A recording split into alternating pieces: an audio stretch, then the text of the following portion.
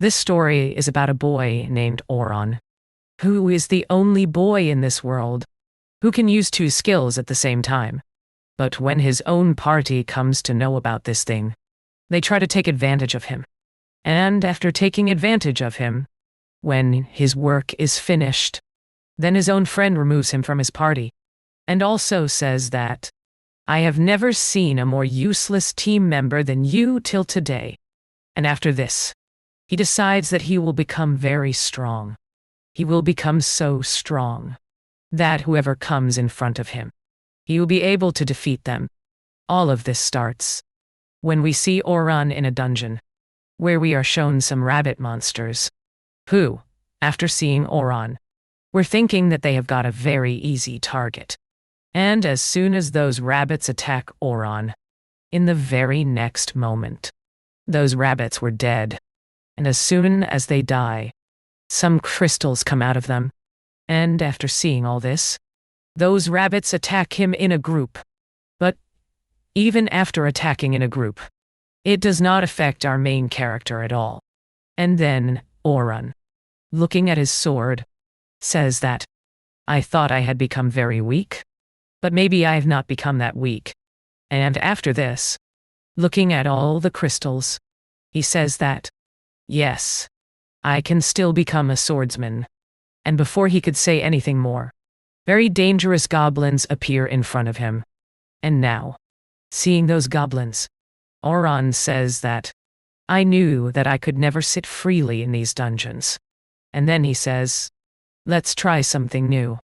Because of this excuse, and because Oron could use two elements, he uses his second element. And after this, we see that Oron uses strength and magic on himself. And for your information, for these goblins, the combination of sword and strength and magic is nothing less than hell. And after this, Oron says that, "After all this, when my own people betrayed me, how can I lose to people like you? I tried in every way to help my friends, but after doing so much, what did I get in the end? I just got betrayal from my childhood friend." And while saying all this, many more goblins were coming in front of him. But at this moment, Oron was so angry that none of these things mattered to him. And the power that our main character has at this moment, all the adventurers present here can only dream of having it. And after killing all the goblins, Oron stops and says that, although I can use strength and magic and sword together, it has a very big drawback. Whenever I use strength and magic, I cannot fight for more than 3 minutes. And then we see that many more goblins were advancing towards him from inside the dungeon. But killing those goblins, he says that strength and magic actually depends on our magical resistance.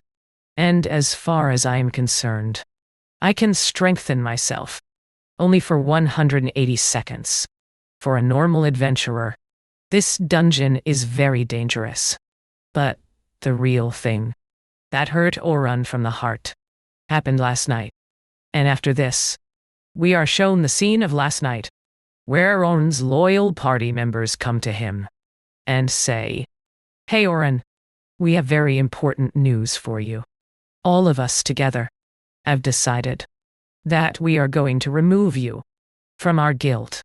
And after hearing this, it was as if the ground slipped from under Oron's feet.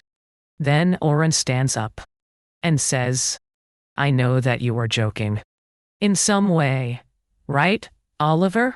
Oliver, who was the leader of his guild and Oron's childhood friend, says, "Don't you understand? All three of us together have decided that we are not going to keep you in our party." Then another team member says that, "You are just a powerless adventurer, and if you stay in our team will never move forward." Until now, they were thinking that this was some kind of joke. But then Oliver again says, "Don't you understand? I'm telling you to leave from here.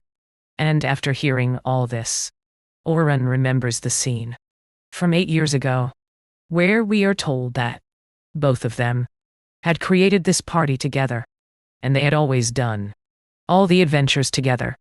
They had even cleared a dungeon together, up to level 94. And going that far in any dungeon is absolutely not the job of a normal adventurer.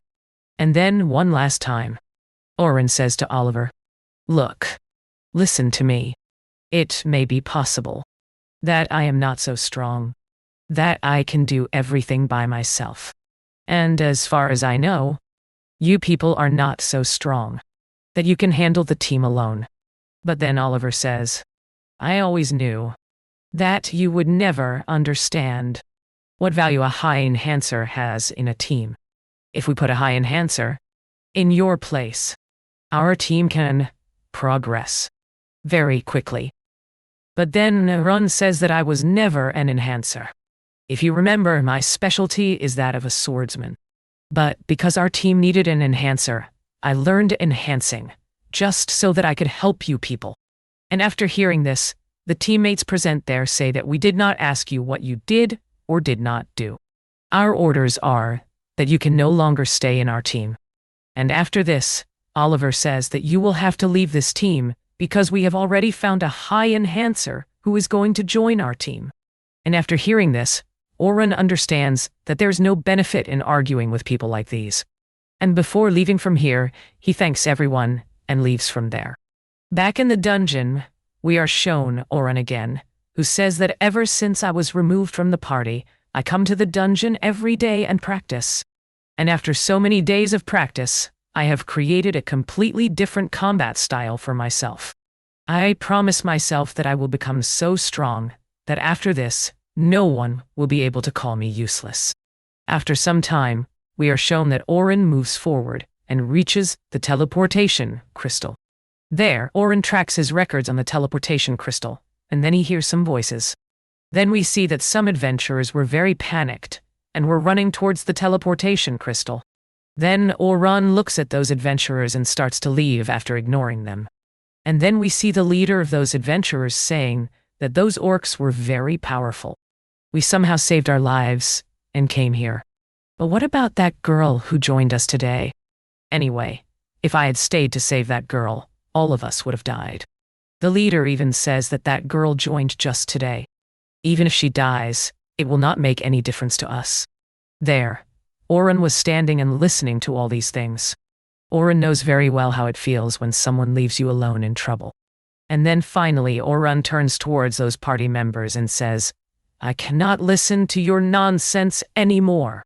You should be ashamed of yourselves that you ran away leaving a girl alone." After hearing this, one member of their party gets very angry and even attacks Oren. But such a weak attack does not affect Oren at all. Oren very easily knocks out that adventurer. On the other side of the dungeon, we see that many goblins were attacking that girl. That girl was very badly frightened. She did not think that anyone could save her from dying today. She even tries to protect herself, but her magic was very weak. And in the meantime, those ogres were about to attack her. And just when the girl thinks that she is going to die, suddenly Oren appears in front of her. And as soon as he arrives, Oren kills all the ogres in a single second with the help of his air shock. Seeing Oren, the girl thinks, "Who is this?" There we see Oren, in front of whom even more ogres were coming. Then Oren uses his secret ability and mixes his swordsmanship with his enhancer abilities. Seeing this kind of magic, the girl does not understand anything, because she had never seen close combat and support magic being used together before. Then we see that this time Oren tries something new. We see Oren using the sharpen ability on his sword. And after this, in no time, he finishes all those ogres. After all this is over, finally the girl breathes a sigh of relief. She was so frightened that she starts crying. In the next scene, we see Oren bringing the girl outside. After bringing her safely outside, Oren was about to leave on his way when the girl calls Oren. Then introducing herself, she says, "I don't know who you are, but thank you very much for saving my life today. And my name is Sophia Clodel." Then Oren says, "Oh, I'm sorry. I didn't tell you my name. And then Orun introduces himself to Sophia. After this, we see Sophia blushing a lot. Then Sophia says, Orun, I want you to come to dinner with me today. Actually, this was Sophia's way of thanking Orun. And seeing Sophia's face, Orun cannot refuse her. In the next scene, we see Sophia and Orun going to a small restaurant. Then Sophia says that although this is not an expensive restaurant, I like the food here very much.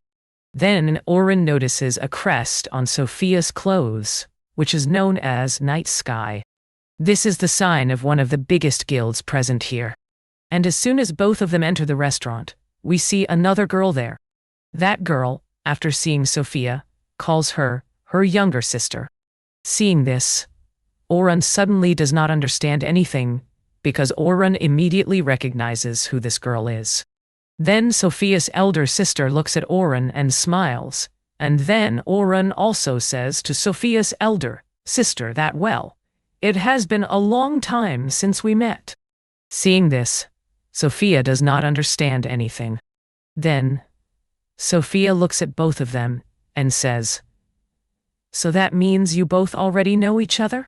Then we are told that this girl's name is Salma Clodal, and she is the leader of a very big S-rank guild. Then we see Salma looking at Orun and saying, Orun, are you and my sister in a relationship?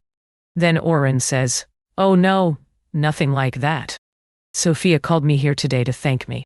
After knowing everything, finally Salma says, thank you very much. You saved my sister's life. After this, we see all three of them sitting together. There, Sophia asks, will you end the suspense and tell me how you both know each other? Then Salma says that Orun is not an ordinary adventurer. Actually, Orun is a member of the legendary Heroes Party. Hearing this, Sophia cannot believe it. But then Orun says that he is no longer a member of that party. And after this, he tells everything that happened with him. After hearing all this, Salma says that, hearing this made me feel very bad. But I have an offer for you. Recently, some new adventurers have joined our guild, and we are going to give them very intense training, because very soon our guild is going to take them to the 57th floor of the southern dungeon. Hearing this, Orun says that this mission is very dangerous. Even A and B rank adventurers barely survive there.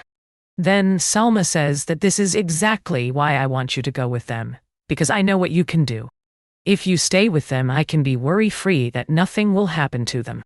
Because I know that the boss monster that appears after every 10 levels, they cannot defeat it. And I can trust only you with their lives. But then suddenly, Orun starts remembering his past. And then we see Orun saying, I'm sorry, but I will have to refuse your offer. Actually, Orun did not want to work as an enhancer again.